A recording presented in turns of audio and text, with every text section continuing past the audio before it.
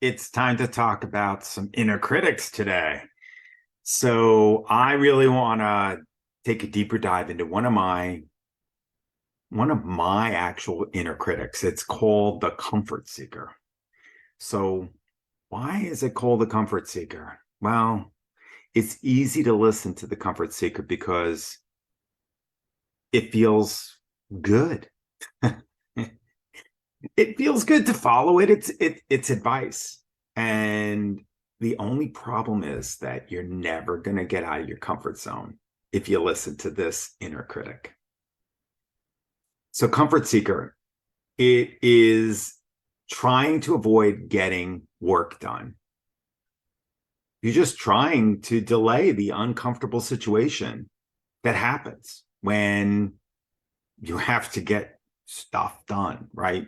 It's the procrastinator, right? The procrastinator listens to their comfort seeker. What is it that you hear this inner critic saying in your ear? No good comes from conflict. Well, that's a lie. You can listen to that inner critic, but what's going to end up happening is you're going to stay stuck. And that's really what confronting these inner critics is all about. The main inner critic, remember, is the judge, the faceless judge. And that judge sits on your shoulder and whispers lies into your ear. Now, I've told you last week, but I'm going to remind you, this is my inner critic, the judge. My judge is called Darth Vader. Well, he's no longer 6 feet tall. He's only 6 inches tall. How did I do that? Well, I did that by calling him out, by exposing him for the lies that he's been telling me.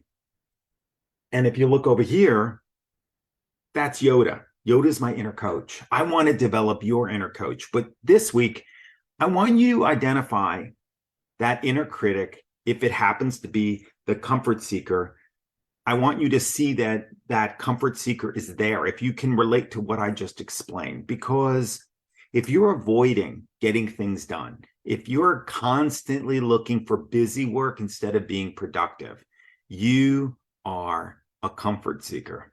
And I did that for a long time until I suddenly started to do the work that, and it doesn't happen always like all at once. What happens is you suddenly awaken and realize, you know what, I'm stuck. And if you start focusing on just getting stuff done, that's, what do they call that? Eat the frog first, right? Start with the things that are the most uncomfortable. For instance, I hate making phone calls for prospecting, but I know how important it is because there are people out there who need my services. And today I picked up the phone and I made a call, and guess what?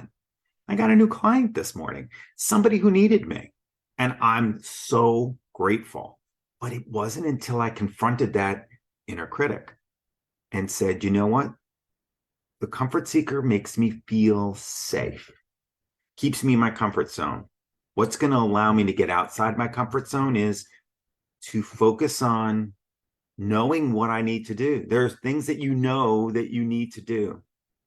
And one of the things that I work on in my business is to teach my clients how sometimes to habit stack. So do something that you enjoy doing and it's connected or stacked with something you know you need to do. I know that I don't like the word need, but in the beginning, it's just getting over that hump. It's training that inner critic to say, guess what? You're not in charge anymore. I appreciate you. You served a purpose, and there probably was a time in my childhood. I know that my comfort seeker existed because I came from a very tumultuous childhood where there was a lot of yelling and screaming and turmoil going on, a lot of drama. And I needed to find comfort outside of that. It just didn't suit me to live in a life where there was constant drama. And so I seeked out comfort.